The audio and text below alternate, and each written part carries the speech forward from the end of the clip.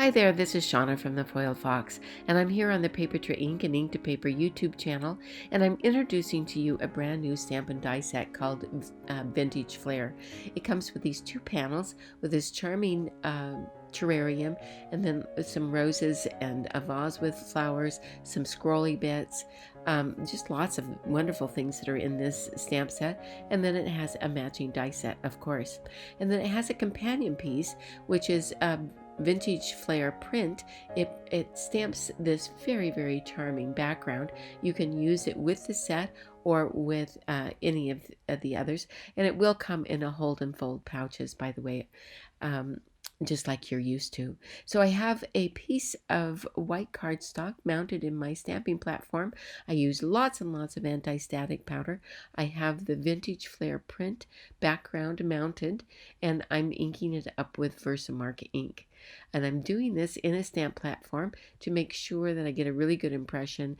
I can always stamp it twice so that if I don't think I got good coverage. I'm using vanilla opaque embossing powder here. I wanted to follow with that vintage theme, and so I wanted it not to be white. But of course you can let your imagination go a little wild here and decide what you want, what color you would like it to be. And this is, as you know, this is a full background, covers the entire panel. And so be very careful that you make sure that you've melted all the embossing powder. You don't want to leave any bits that are only partially or you didn't quite get, because when you start putting these distress oxide inks on, you'll just rub that off. I'm starting out with scattered straw. Like I say, they're all distress oxide inks. I'm using a blending brush, and I'm going up about 2/3 of the page, of the panel actually here. And I'm going to darken some of the corners just very lightly with dried marigold. Now this panel is going to get trimmed off, so you have to put the dark bits a little bit lower down, just so that when you trim it, it doesn't trim it all off. Now I'm adding spun sugar at the top, and I find that the yellow and the pink are a very nice complement to one another, and I'm going to just kind of blend these two together where they meet. And for the darker color of the pink, I'm using worn lipstick. So I'm just to add this in just to give a really subtle background, but it does show off the wonderful Vintage Flair print background. It is subtle, but it's really quite beautiful. With that done, I'm going to go on and I'm going to cut some the terrarium and the scrolly bits and the other pieces to the terrarium with some heavy white cardstock. And I have those all cut out now. I'm going to stamp them. I'm going to start out with the terrarium. I'm going to use VersaFine ink because this VersaFine ink is very clean. It goes on very black, and it just has a very fine feature to it. I turned on my light box because I wanted to see the outline to make sure I'm getting it right in the perfect place. Now I know a lot of you may stamp and then cut it out. I'm the other way around because I find I get better placement that way. But you do it the way that works for you. Then I'm going to now stamp these scrolly bits here that really give a really nice, almost a French feel to it. There's the two sides, and then I consider this one a center. And then we have the back of the terrarium so that it will give it some dimension. Going to stamp that with the black. And then the only thing that we'll have remaining to stamp for the terrarium is the kind of the floor, the bottom. I'm going to use Weather Vane, which is a paper tray ink cube, and stamp this. This is got a top and bottom to it, so just be aware of that when you get ready to stamp it. And then I'm going to take that little butterfly. I'm not going to be using the flowers today. I'm going to be using the butterfly. I'm using some Copic friendly ink for this because I am going to color them with Copic markers. This one happens to be Extreme Hybrid by My Favorite Things. And then I'm going to use a few Copic markers.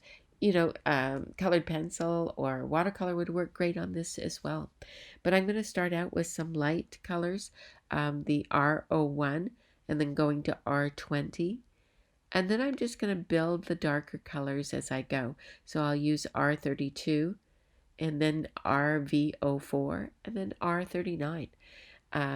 And I just want to keep the darker colors towards the center of these butterflies. They're very small, so I don't need to do a lot of coloring.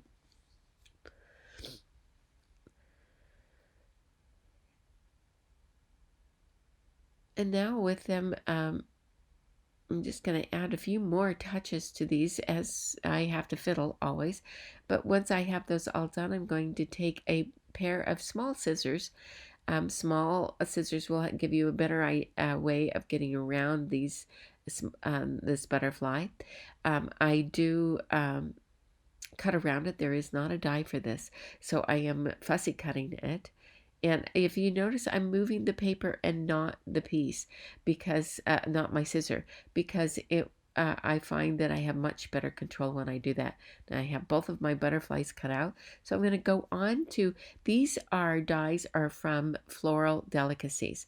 I'm going to use that foliage and cut them out of white cardstock, and then I have an A2 panel of Vintage Cream, and I'm going to cut that stitched border. That stitched border actually is a Lawn Fawn stitched border. I wanted the largest one I could find, and that was it. So I kind of squeezed that one in. And now I'm going to just liberate these pieces. So I have all this foliage here in the white. And I now I'm going to take that Vintage Cream panel that has now the stitched edge around it. I'm going to mark so that this background, I'm going to trim this background down, but I want it to fit right inside that outside stitch line. So I'm marking where that would go, and I've trimmed that all off so it will fit. Now I have a larger white cardstock panel. This one will go on the outside, and I'm taking a scoreboard and I'm going around, all the way around on the back side, 1/8 of an inch. I'm using the back side because I want to have a raised border on the front side. So you want to depress on the back side so that it raises on the front side. And I'm just going to go around it twice now that I know that, yeah, that's going to work. And now it will fit right inside that Vintage Cream. The Vintage Cream will fit right inside the white panel, I should say. So with a white card base that fits exactly the top of this white cardstock panel, I'm going to mount that just right on top so it's exactly the same size. And now I'm going to take a piece of foam and pop up the Vintage Flair print background we just finished. And then with the Vintage Cream panel, I'm going to add this one on top. I just realized everything is vintage, isn't it? And then I'm going to mount this background, this colored background, onto the Vintage Cream. And then that's going to go right on top of our raised border panel that we already have on our card base. So now we've got our basics done. We have all the panels done, and it's now mounted on our card base. So we're ready to add some fun element. Now I put little tiny strips of foam tape just in the center, not on the outsides, because I wanted it to bow a little bit, because I'm going to glue down these outsides. So it'll puff up just a little bit in the center, and then stick down on the sides. So I did it this way. You could add the little bottom and the bottom piece of the terrarium, but I couldn't quite get it to fit in there to work right, so I'm doing it this way. It does get a little bit fiddly, but bear with me. I'm going to just lift this up. That's another reason why I don't ever press down really, really hard when I put something down, unless I know that I don't need to go back and readjust. So now this is the little piece that gives the frame to the bottom of this terrarium. This is all to give it a look of dimension. This is a very well thought out stamp and die set, so it gives you all of those really, really nice details. So you can see it is a little fiddly, but I get it in the end. Maybe you'll come up with something that works a little better. And now I'm going to take that foliage. This is again from that Floral Delicacies die set, and I'm just cutting them apart and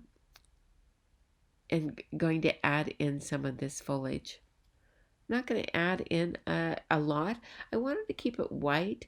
I toyed with the idea of having it be green, but I just really wanted to have this really fresh kind of more lighter color to this.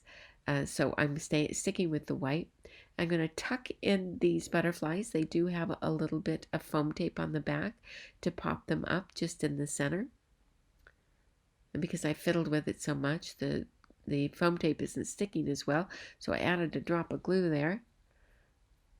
And now we're going to go on to these little scrolly ornaments that you can add. I'm going to add them down at the bottom.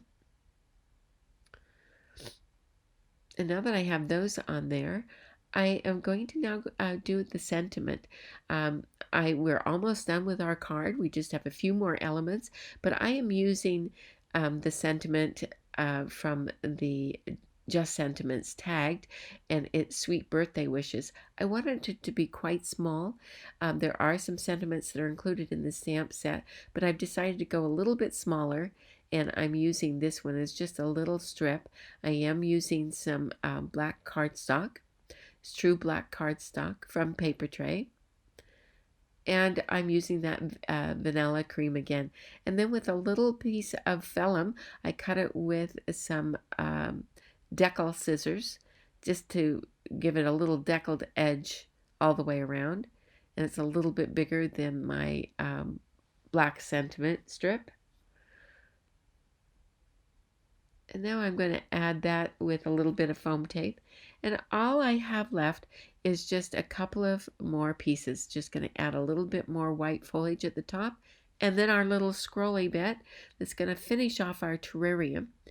And then that will be our card all finished.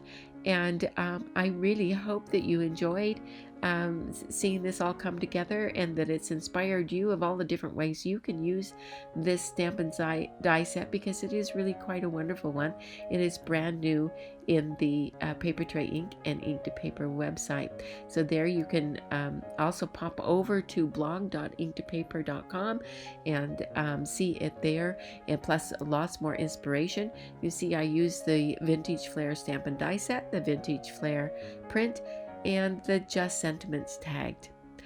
I hope you enjoyed this video, and we hope to see you next time. Be sure to pop over to inktopaper.com and also foilfox.com. We have all the goodies there too. Thanks so much, and we'll see you next time.